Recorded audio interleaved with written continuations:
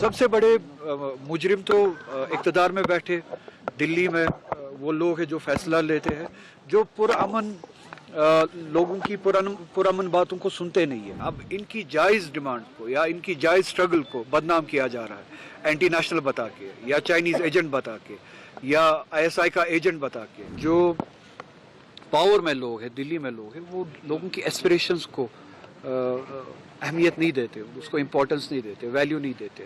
उसका मतलब ये नहीं है कि लोगों ने अपनी जायज़ एस्पिरेशंस छोड़ दी है, कि वो पुरअमन तरीके से अपनी स्ट्रगल करते रहे। हम सब उनके साथ हैं।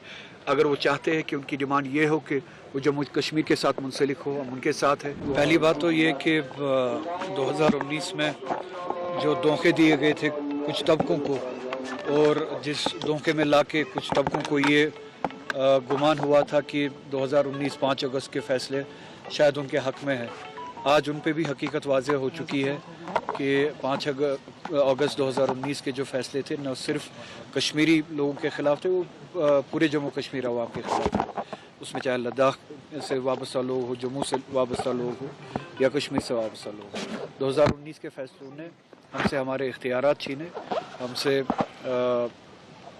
वो स्टेटस छीना जिस स्टेटस के ज़रिए हम अपने फ़ैसले ख़ुद करते थे।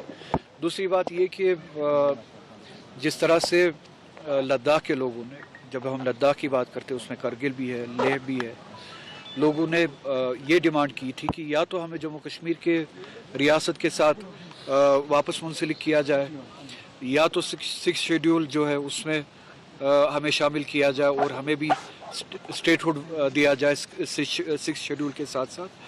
तो जब तक ये 5 सालों तक पुरअमन तरीके से बात कर रहे थे, अपनी डिमांड को रख रहे थे, चाहे वो दिल्ली में हो, चाहे वो लेह में हो, चाहे वो करगिल में हो, तब तक मगरूर होके या बेपरवाह होके इनकी तरफ जो ध्यान नहीं दिया गया, जो तवज्जो नहीं दी गई, जो एहतराम नहीं दिया गया एक डेमोक्रेटिक स्ट्रगल को या पुरअमन कोशिश को, तो सबसे बड़े मुजरिम तो इक़्तिदार में बैठे दिल्ली में वो लोग हैं जो फैसला लेते हैं, जो पुरअमन लोगों की पुरअमन बातों को सुनते नहीं है। 5 साल से ये लोग, 6 साल से ये लोग इन 2-4 बातों पे डिमांड कर रहे हैं, या तो हमें जम्मू कश्मीर के साथ वापस शामिल किया जाए और हमारा स्टेटस बहाल किया जाए, या हमारा स्टेटहुड बहाल किया जाए लद्दाख का 6 शेड्यूल के साथ। तो अभी तक इनके साथ एंगेज किया जाना चाहिए था। पुरअमन तरीके से जब ये बात कर रहे थे, इनके साथ बामाने तरीके से एंगेज किया जाना चाहिए था, इनकी एस्पिरेशंस का एहतराम रखा जाना चाहिए था और इनकी डिमांड्स को पूरा किया जाना चाहिए था। अब जबकि कल या परसों बदकिस्मती से एक वाक़या पेश आया, उस वाक़े की आड़ में अब इनकी जायज़ डिमांड को या इनकी जायज़ स्ट्रगल को बदनाम किया जा रहा है, एंटी नेशनल बता के या चाइनीज़ एजेंट बता के या ISI का एजेंट बता के। कल तक जब ये 6 साल तक पुरअमन तरीके से बात कर रहे थे और आज भी पुरअमन तरीके से बात कर रहे थे, तब तक आपने इनको एंगेज क्यों नहीं किया? इनके साथ टेबल पे क्यों नहीं बैठे? मुज़ाकरात इस तरीके से क्यों नहीं किए कि वो किसी नतीजे पे पहुंचते और हालात इस हद तक ख़राब नहीं होते? क्या आप चाहते हैं कि हालात या लोगों को उस हद तक धकेला जाए जहाँ पे मायूसी हो, और मायूसी के वैक्यूम में, मायूसी के उस सिचुएशन में इस तरह के वाक़यात हो और आप इस तरह के वाक़यात का नाजायज़ फ़ायदा उठा के फिर लोग जो जिनकी एस्पिरेशंस होती है उनको एंटी नेशनल करार दे, उनको मुल्क दुश्मन करार दे और उनकी जायज़ डिमांड पे जो है आप पैर रखे या रोन दे। तो मेरी आपके ज़रिए से गुजारिश होगी लद्दाख के अवाम के साथ कि वो पुरअमन तरीके से अपनी स्ट्रगल करते रहे। हम सब उनके साथ हैं। अगर वो चाहते हैं कि उनकी डिमांड ये हो कि वो जम्मू कश्मीर के साथ मुंसलिक हो, हम उनके साथ हैं। अगर वो 6 शेड्यूल के साथ साथ अपने स्टेटस की वापस बहाली के लिए कोशिश करना चाहते हैं, हम उनके साथ हैं। 6 शेड्यूल के साथ साथ अपने स्टेटहुड के साथ के बारे में बात करना चाहते हैं, हम उनके साथ हैं। पुरअमन तरीके से वो अपनी लड़ाई लड़े, जम्मू कश्मीर के अवाम उनके साथ है। सर, ये सकीना इत्तू साहिबा ने पिछली बार बोला था कि रूला साहब उमर गवर्नमेंट को निशाना बनाते हैं, जबकि वो खुद असेंबली में है।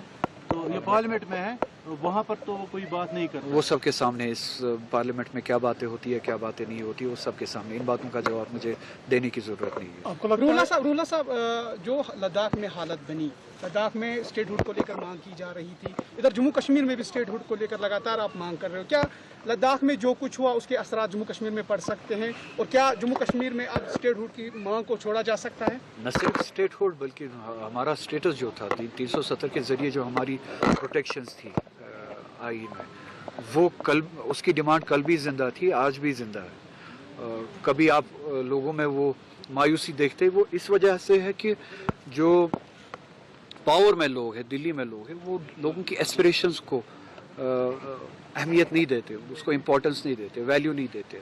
उसका मतलब ये नहीं है कि लोगों ने अपनी जायज़ एस्पिरेशंस छोड़ दी है। तो लद्दाख में जो डिमांड है लोगों की, जो स्ट्रगल है, वो रिफ्लेक्शन है जो जम्मू कश्मीर की आवाम जो है इन जनरल जो फील करते हैं। तो बेहतर होगा इस मुल्क के लिए जब तक पुरअमन तरीके से, डेमोक्रेटिक तरीके से लोग अपनी बात करते हैं, अपने एस्पिरेशंस के बारे में बात करते हैं, अपने हुकूक के बारे में बात करते हैं, तो उनको सुना जाए और उनकी जायज़ मांगों को पूरा किया जाए, हमारे स्टेटस को बहाल किया जाए। खुदा न खासा इस तरह का वैक्यूम क्रिएट ना हो कि जिसमें जो है फिर इस आवाम को भी और मुल्क को भी नुकसान उठाना पड़े। ये किसी के हक़ में नहीं है। जमहूरी तरीके से, पुरअमन तरीके से अगर जम्मू कश्मीर के आवाम, हम सब अपनी एस्पिरेशंस के बारे में बोलते हैं, अपने राइट्स के बारे में बोलते हैं, तो ये मुल्क के हक़ में है कि जो दिल्ली में ताकतें हैं वो जम्मू कश्मीर के लोगों की बात को सुने और उसको पूरा करे, उस पर अमल करे। हमारी प्रोटेक्शन जो 370 के ज़रिए हमें जो प्रोटेक्शंस थी इस पूरी रियासत को बशमूल लद्दाख, वो प्रोटेक्शंस हमें वापस दे और वो स्टेटस हमें वापस दे। उमर अब्दुल्ला ने कल कहा था कि हम बीजेपी सरकार को जम्मू कश्मीर में नहीं आने देंगे, हम अपनी तरीके से काम यहाँ पे कर रहे हैं और हम करते रहेंगे। तो अच्छी बात है, जम्मू कश्मीर के लोगों ने वोट ही इसीलिए दिया था पिछली असेंबली इलेक्शन में कि बीजेपी को जम्मू कश्मीर से दूर रखा जाए। तो ये हमारी जिम्मेदारी है, ये किसी पे मेहरबानी नहीं है, हमारी जिम्मेदारी है उस वादे पे अमल करना है। इस तंजीम ने वोट लिया है इस बात के लिए कि हम बीजेपी को इस रियासत से दूर रखेंगे। तो ये मेहरबानी नहीं है, वो अपने कॉल पे और अपने वादे पे अमल करने की बात है। Thank you.